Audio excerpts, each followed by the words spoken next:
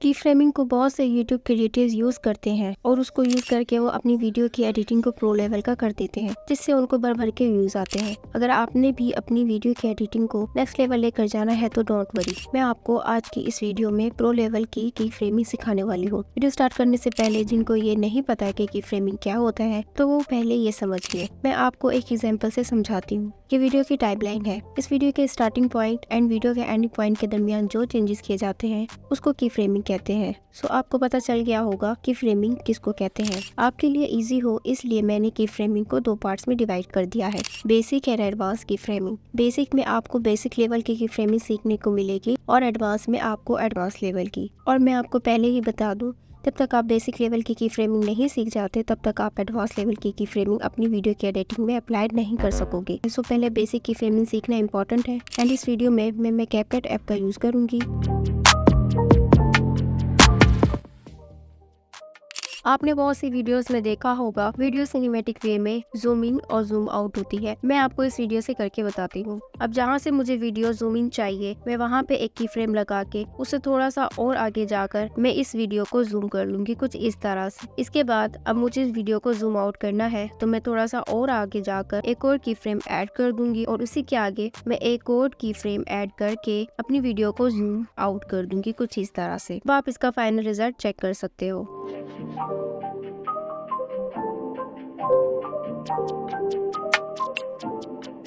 अब हम सीखने जा रहे हैं टेक्स्ट रिवील इफेक्ट। तो अभी सबसे पहले यहाँ पर मैं अपना टेक्स्ट ऐड कर लेती हूँ। मैंने अपना टेक्स्ट ऐड कर लिया है, मैं आपको प्ले करके दिखा देती हूँ। इसके बाद मैं यहाँ पर जो अपनी एक पीएनजी है वो लेकर आ जाती हूँ। पीएनजी ऐड करने के बाद पीएनजी को मैं यहाँ पर कुछ इस तरह से फ्रंट में लेकर आ जाऊंगी और जहाँ से टेक्स्ट रिवील हो रहा है वहाँ पर एक की फ्रेम लगा दूंगी, यानी स्टार्टिंग पॉइंट पर एक की फ्रेम लगाकर जहाँ पर ये टेक्स्ट एंड हो रहा है मैं वहाँ पर इसे इस तरह से ले जाऊंगी। तो अब आप इसका फाइनल रिजल्ट चेक करो। आपने बहुत सी वीडियोस में देखा होगा एक कैरेक्टर जो है स्मूथली शेक होता है, वो किस तरह से होता है चलो बताती हूँ। अब मैं अपना बैकग्राउंड और अपना कैरेक्टर लेकर आ गई हूँ। अब मुझे इस कैरेक्टर को जो है स्मूथली शेक करना है। इसके लिए मैं वीडियो के स्टार्टिंग पॉइंट पर एक की फ्रेम लगाऊंगी और इसी तरह वीडियो के एंडिंग पॉइंट पर एक की फ्रेम लगाकर अपने कैरेक्टर को नीचे हल्का सा इस तरह से मूव कर दूंगी। इसके बाद मैं वीडियो की टाइमलाइन के सेंटर में आऊंगी और इस ग्राफ वाले आइकॉन पे क्लिक करके यहाँ से मैं बाउंस थ्री जो है सिलेक्ट कर लूंगी। तो इस तरह से हमारा शेकिंग कैरेक्टर तैयार है। आप फाइनल रिजल्ट चेक कर सकते हो।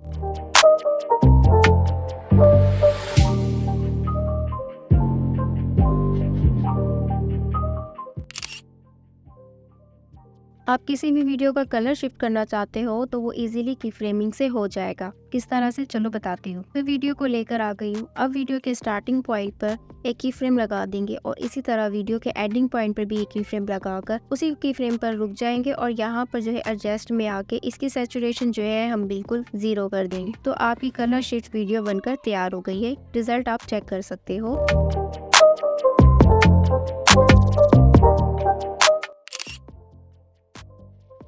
तो हमें वीडियो के कभी स्टार्टिंग या एंडिंग या मिड में जो है ना वॉल्यूम को कम या ज्यादा करना होता है तो वो हम इजीली की फ्रेमिंग से कर सकते हैं। किस तरह से चलो बताती हूँ। मैं अपनी वीडियो को यहाँ पर लेकर आ गई हूँ। जहाँ से मुझे अपनी ऑडियो जो है कम करनी है वहाँ पर मैं आकर इस तरह से रुक जाऊंगी और इधर मैं एक की फ्रेम लगा दूंगी। की फ्रेम लगाने के बाद इससे थोड़ा सा आगे जाकर मैं यहाँ पर जो है अपनी वीडियो का वॉल्यूम बिल्कुल कम कर दूंगी। जितना आपको रखना है आपने उतना कर लेना है। जैसे मैं यहाँ पे इसका वॉल्यूम 30 कर देती हूँ। अब इसके बाद मैं थोड़ा सा आगे जाऊंगी और यहाँ पर एक और की फ्रेम लगाकर उससे थोड़ा सा आगे जाकर मैं यहाँ से अपना जो वॉल्यूम मैंने 30 पे रखा था इसे वापस मैं 100 पे लेकर आ जाऊंगी कुछ इस तरह से। तो आपकी वीडियो बनकर तैयार हो गई है। फाइनल रिजल्ट आप चेक कर सकते हो।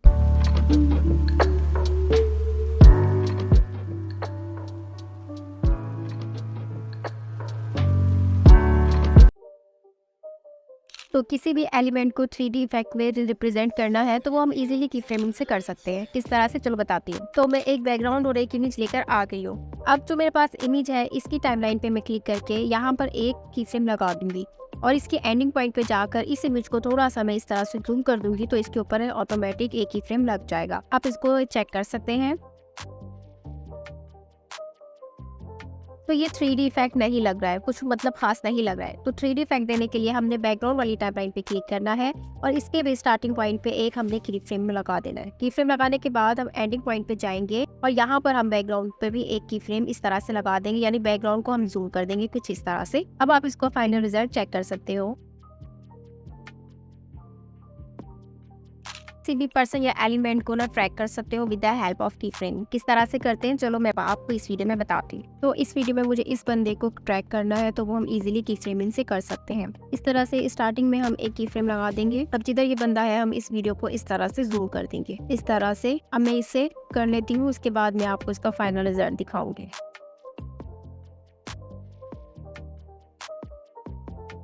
तो अब आप इसका फाइनल रिजल्ट देख सकते हो।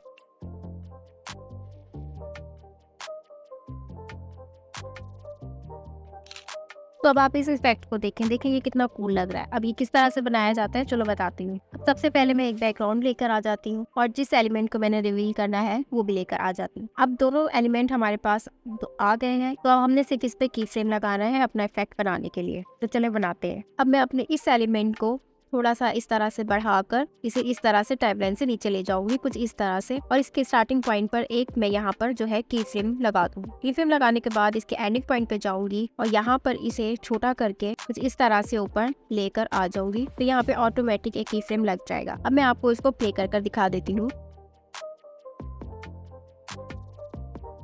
ये एक तरह से स्मूथ भी नहीं है और ये 3D इफेक्ट भी नहीं लग रहा है। तो स्मूथ करने के लिए ना हमने इसके ग्राफ वाले आइकॉन पे जाना है और यहाँ पर इजी आउट 3 जो है सेलेक्ट कर लूंगी। एक बार मैं आपको इसको प्ले करके दिखा देती हूँ। देखा ये कितना स्मूथ हो गया है, लेकिन ये 3D नहीं लग रहा है। तो 3D के लिए हमने बैकग्राउंड वाली टाइमलाइन पे क्लिक करना है और यहाँ पर इसका साइज मैं बैकग्राउंड का कुछ इस तरह से बढ़ा दूंगी और एक की फ्रेम लगा दूंगी। फिर एंडिंग पॉइंट पे जाऊंगी और वापस से जो बैकग्राउंड है ना इसका साइज बिल्कुल नॉर्मल से कर दूंगी कुछ इस तरह से। और चीज के सेंटर में जो है ना हम ग्राफ वाले आइकॉन पे जाएंगे और इजी आउट 3 वाला जो है ना ग्राफ सेट कर लेंगे कुछ इस तरह से। इसका फाइनल रिजल्ट चेक कर सकते हो। देख सकते हो ये इफेक्ट कितना ज्यादा कूल लग रहा है। अब ये इफेक्ट भी हम की फ्रेमिंग से बना सकते हैं। किस तरह से चलो बताती हूँ। तो यहाँ पर जो है मैं एक बैकग्राउंड और 3 लोगो लेकर आ गई। अब मैं फर्स्ट वाले लोगो को यहाँ से लेफ्ट राइट सब कर दूंगी कुछ इस तरह से। मिडल वाले को मैं ऊपर की तरफ कर दूंगी और जी जो लास्ट वाला लोगो है मैं इसे राइट साइड पे इस तरह से कर दूंगी। इसके बाद जो है फर्स्ट वाला जो लोगो की टाइमलाइन है उसे तो मैं बिल्कुल अपनी जगह पे ही रहने दूंगी, लेकिन जो हमारी सेकंड लोगो की टाइमलाइन है फर्स्ट वाले से उसे हम थोड़ा सा आगे कर देंगे कुछ इस तरह से। और इसी तरह थर्ड वाला जो लोगो है उसे सेकंड वाले की टाइमलाइन से थोड़ा सा आगे कर देंगे कुछ इस तरह से। इसके बाद जी फर्स्ट वाले लोगो पर एक की फ्रेम लगा दूंगी और यहाँ पर जहाँ से जो मेरे सेकंड लोगो की टाइमलाइन स्टार्ट हो रही है ना उसी के साथ ऊपर को मैं एक की फ्रेम लगा के जो मेरा फर्स्ट वाला लोगो है इसे मैं वापस से अपनी जगह पर ले आऊंगी कुछ इस तरह से। अब सेम की फ्रेमिंग जो है मैं बाकी दोनों टाइमलाइंस पे लगा दूंगी और इसके बाद जो है मैं आपको इसका फाइनल रिजल्ट दिखाऊंगी कि किस तरह से बनकर तैयार हुई है।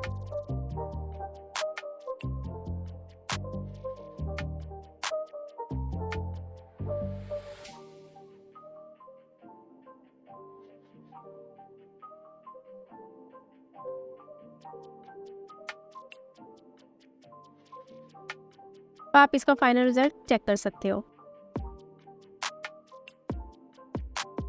अब आप इस इफेक्ट को देख लीजिए। ये इफेक्ट भी आप इजीली की फ्रेमिंग से बना सकते हो, बहुत इजी है। चलो बनाते हैं। तो यहाँ पर जो है मैं एक बैकग्राउंड और 2 PNGs लेकर आती हूँ। अब सबसे पहले ना मैंने अपने बैकग्राउंड पे की फ्रेम लगाना है। तो यहाँ पर जो है मैं अपने बैकग्राउंड को इस तरह से जूम कर लूंगी और इसे ऊपर कर दूंगी कुछ इस तरह से और यहाँ पर एक की फ्रेम लगा दूंगी। इसके बाद मैं इसे थोड़ा सा आगे जाकर इस पॉइंट पर जो है मैं एक और की फ्रेम लगा दूंगी और अपने बैकग्राउंड को ना यहाँ से इस तरह से नीचे कर दूंगी। तो इस पर ना कुछ इस तरह का की फ्रेम लग जाएगा। तो अब यहाँ पर ना मैं इसके सेंटर में ग्राफ वाले अकाउंट पे जाकर इस पर सेलेक्ट कर लूंगी इजी आउट 3। तो ये ना थोड़ा स्मूथ हो जाएगा कुछ इस तरह से। ये हो गया है। इसके बाद जी हमारी अब जो PNG है ना ये वाली, इस पे भी हमने की फ्रेम लगाना है। तो पहले तो ना मैं इसे इस तरह से ऊपर ले जाऊंगी। ऊपर ले जाने के बाद मैं यहाँ पर एक की फ्रेम लगा दूंगी और जिस पॉइंट पर ना हमने अपने बैकग्राउंड पे की फ्रेम लगाया था ना सेम उसी पॉइंट पर ना हमने इस पर की फ्रेम लगाना है। तो इसे इस तरह से मैं नीचे ले आऊंगी। इसे मैं यहाँ नीचे ले आऊंगी सेंटर में कुछ इस तरह से और इसके सेंटर में भी ना मैं जो ग्राफ सेट करूंगी ना वो है इजी आउट 3। इसे सेलेक्ट कर लूंगी। तो अभी आप मेरे बैकग्राउंड PNG का ना की फ्रेम चेक कर सकते हो। ये हो गया है कुछ इस तरह से। जो हमारे पास यूट्यूब की PNG है ना उस पे हमने सबसे पहले तो ना यहाँ पे हमने आ जाना है। इस पॉइंट पर आकर ना हमने पहले तो इसको जूम कर लेना है। जूम करने के बाद इतना जूम करना है कि ये आपके ना फ्रेम में आ जाए, यानी यूट्यूब का जो फ्रेम है इसमें आ जाए पूरा।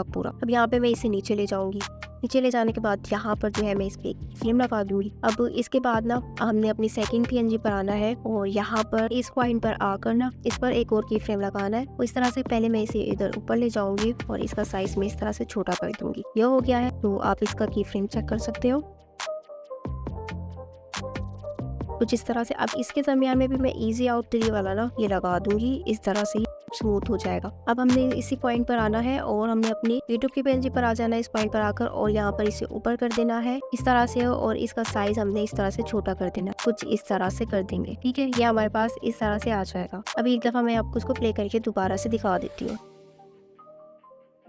अब ये हो गया। अब इसके सेंटर में भी ना हमने ग्राफ वाले आइकॉन पे जाना है और इजी आउट 3 जो है सिलेक्ट कर लेना है। अब आपने ना देखा होगा जब हमारे पास हमारी फर्स्ट PNG जो है बैक होकर ऊपर जाती है तो वो ब्लर हो जाती है, तो वो ब्लर इस पॉइंट पर हमने इसको आकर ना ब्लर करना है। यहाँ पर आने के बाद ना इस पॉइंट पर आकर हमने इसको ब्लर कर देना है जो हमारी फर्स्ट वाली PNG है। तो इसीलिए हमने अपने वीडियो इफेक्ट्स में आना है और यहाँ पे लेंस पे जाकर ना सेकंड वाला जो ब्लर है ना ये सिलेक्ट कर लेना है, कुछ इस तरह से ये ब्लर हो जाएगा। यानी अब हमने ना यहाँ पे ब्लर पे आना है और ऑब्जेक्ट सेलेक्ट कर लेना है, तो हमने इस ऑब्जेक्ट को जो है ब्लर करना है, कुछ इस तरह से ये इस तरह से आ जाएगा।